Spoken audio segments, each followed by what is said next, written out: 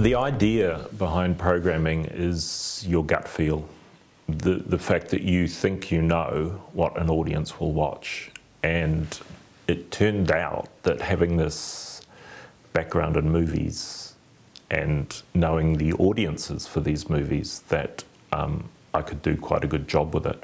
So I was quite good at picking a movie out of the stock that I actually knew, because I'd worked at Warner Brothers promoting a film like, name escapes me now, but it had Richard Grieco from 21 Jump Street, and it was a starring role for him.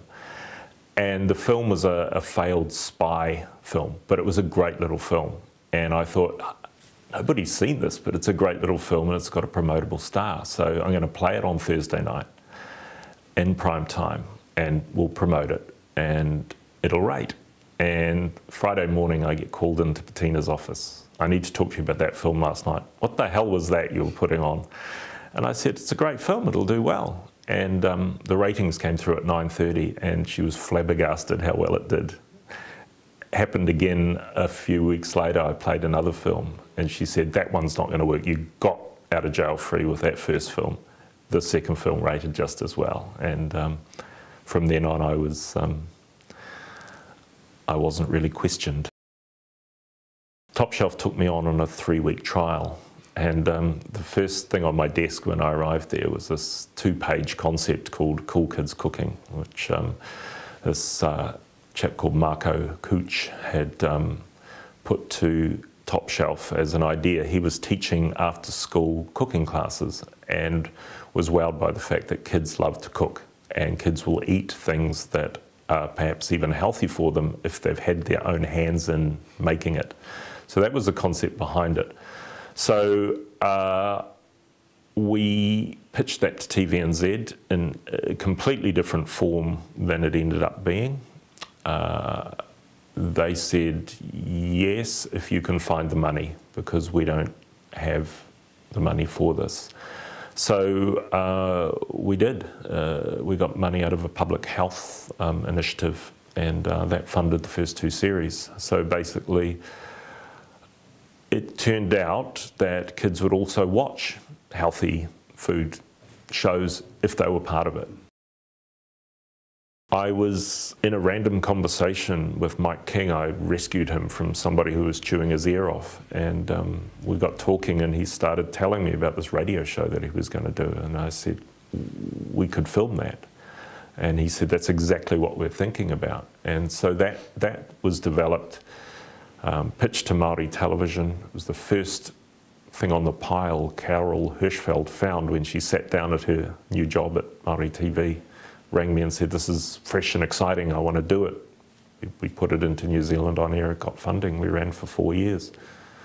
And I tell you, in those 4 years, boy, did I learned a lot more about mental health than I thought I knew. And it was a really great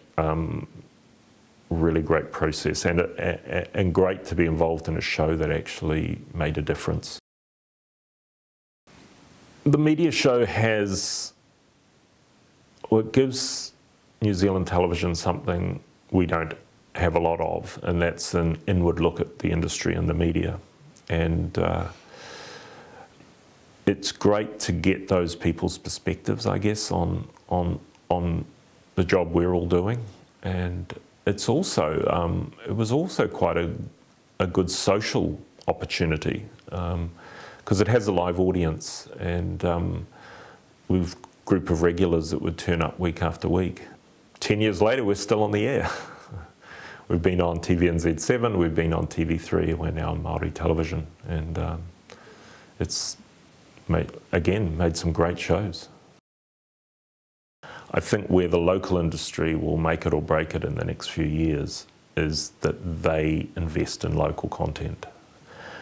Because Shortland Street is not something Netflix will have. Netflix could have it. They could write a check tomorrow for it if it was that important to them. But Netflix works on a global kind of landscape. That they say, yes, we're looking at local content. So far we haven't seen that much of it turn up. what will keep our industry going is that investment in local, and that's both from a broadcast perspective and a producing perspective. The producer's job is to go out and find that next opportunity.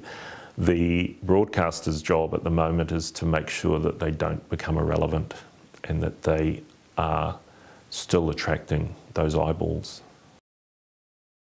I'm lucky enough to have had a career doing jobs I love and not ever really needing to apply for a job, which sounds incredibly kind of, I don't know, arrogant, but I've kind of evolved as I've gone along and gone from one opportunity to another. And I love that. The fact that people still think I'm relevant and that I have good ideas and that I know much stuff. And so I hope to be still doing this in 20 years' time, and the landscape will have changed and how we make things will have changed, but there'll still be people out there wanting to watch good stuff.